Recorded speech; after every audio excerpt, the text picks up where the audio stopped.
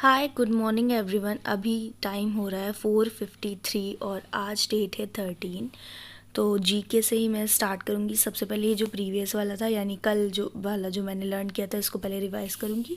फिर उसके बाद ये वाले जो 50 क्वेश्चंस हैं इनको मुझे प्रिपेयर करना है। आने वाला है और मैंने अपना ये जो जीके का था ये कंप्लीट कर लिया है। इसके साथ ही साथ मैंने जो प्रीवियस वाला था वो भी रिवीजन कर लिया है।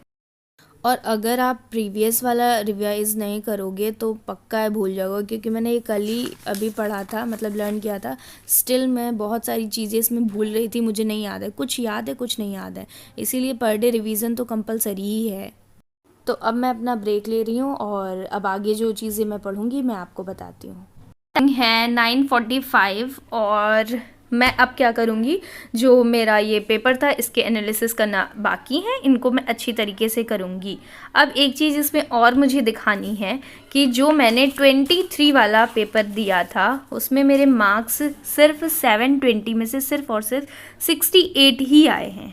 हाँ 68 आए हैं। अभी एक और चीज़, अब जो 22 में दिया है उसमें कितने आए हैं, 85 आए हैं। पहले कितने थे, 68, अब कितने हुए, 85। कौन से, केवल दो ही टेस्ट दिए उसी में सोचो। अब यहाँ पे मुझे क्या बताना है, अब ये चीज़ मैं आपको बताती हूँ।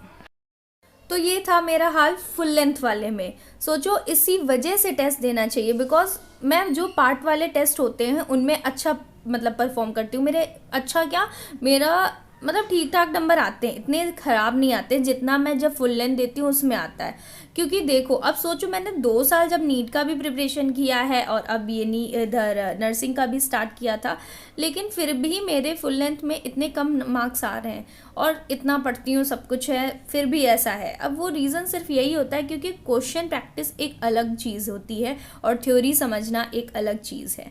मतलब आप जो थ्योरी समझ रहे हो उसको अप्लाई कैसे करना है ये जानना बहुत ज़रूरी है, क्योंकि एग्ज़ाम में क्वेश्चन आएगा और क्वेश्चन को समझना ही सबसे ज़्यादा ज़रूरी है।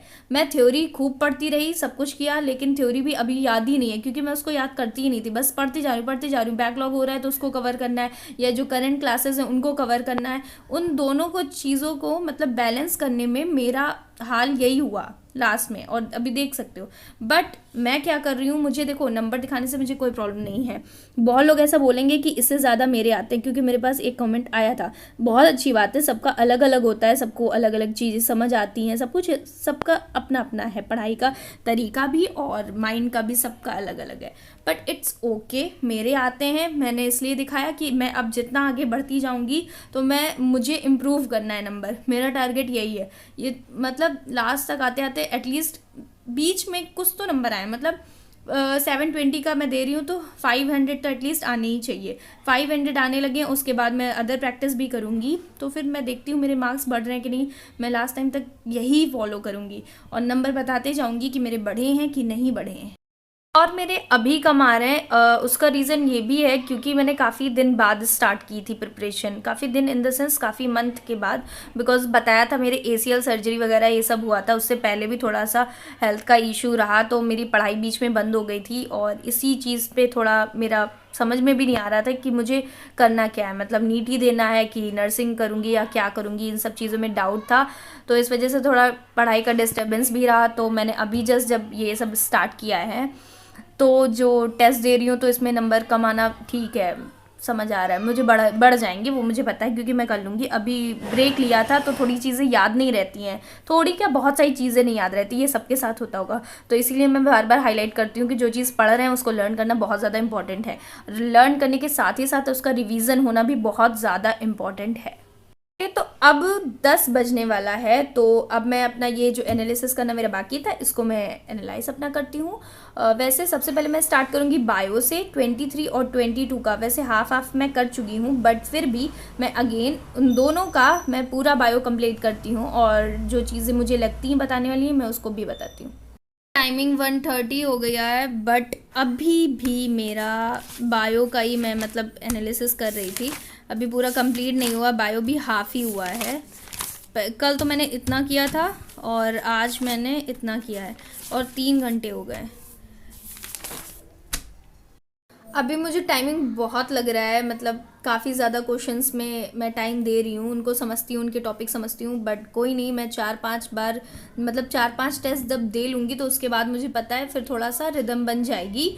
और मतलब ये है ना कि मार्च से या अप्रैल से, मार्च से ही वही, मतलब स्पीड अच्छी हो जाएगी तो मैं एक दिन में 2 टेस्ट दे सकती हूँ।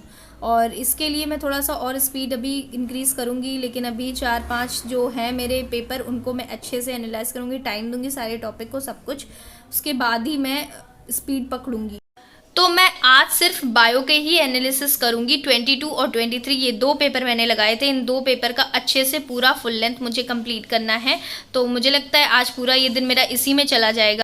तो आज मैं लाइब्रेरी नहीं गई थी और ना ही मैं कल जाऊंगी। मुझे आज हॉस्पिटल जाना था बट वो कैंसिल हो गया, इसी वजह से मैं लाइब्रेरी नहीं गई थी, लेकिन कोई बात नहीं, और कल चली जाऊंगी। कल मुझे जाना है तो ये 2 दिन तो मैं घर में ही पढ़ने वाली हूँ।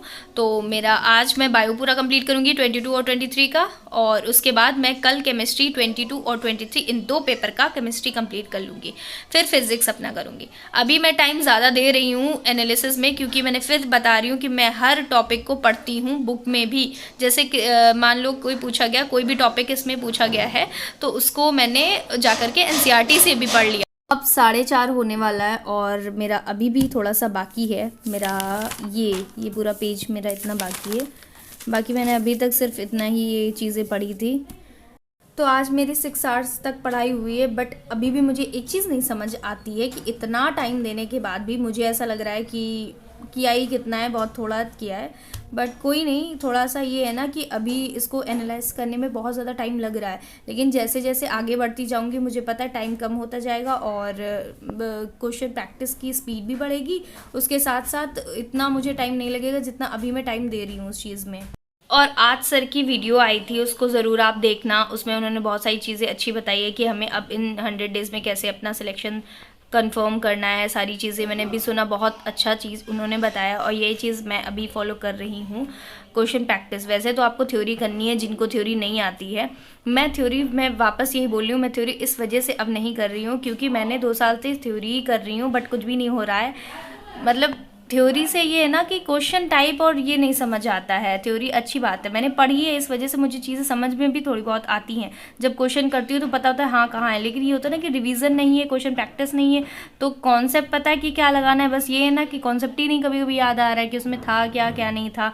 तो ये सारी चीज़ें सिर्फ क्वेश्चन से ही आएंगी। और कभी कभी क्या होता है, मैंने बताया था कि मेरी कैलकुलेशन गलत हो जाती उसकी वजह से। और ये जो नंबर दिख रहे हैं ये नेगेटिव वाले ही हैं, मतलब मैं जो भी मेरा आंसर आता है और गलत होता है तो मैं नेगेटिव मार्क्स भी खुद को देती हूँ। इसी वजह से मेरे नंबर और कम हो गए। मैंने अटेम्प्ट अच्छा किया था, प्लस मुझे लगे ये सारे सही हैं, बट गलत होने की वजह से नंबर कम होते गए। तो अब मैं ये वीडियो यहीं पे एंड करूँगी क्योंकि काफ़ी लंबा हो जाएगा तो उसका कोई फ़ायदा नहीं है। मतलब मुझे थोड़ा एडिट में प्रॉब्लम आती है, प्लस डाउनलोड होने में भी दिक्कत आती है, इसीलिए शॉर्ट वीडियो ही ट्राई करूँगी कि अभी मैं रखूँ। सो अभी ये वाला जो मुझे कंप्लीट करना है ये अपना मैं कंप्लीट करके ही सोऊंगी क्योंकि आज मुझे बायो पूरी की पूरी कंप्लीट करनी है। So that's it for this video. Thank you so much for watching. Bye bye.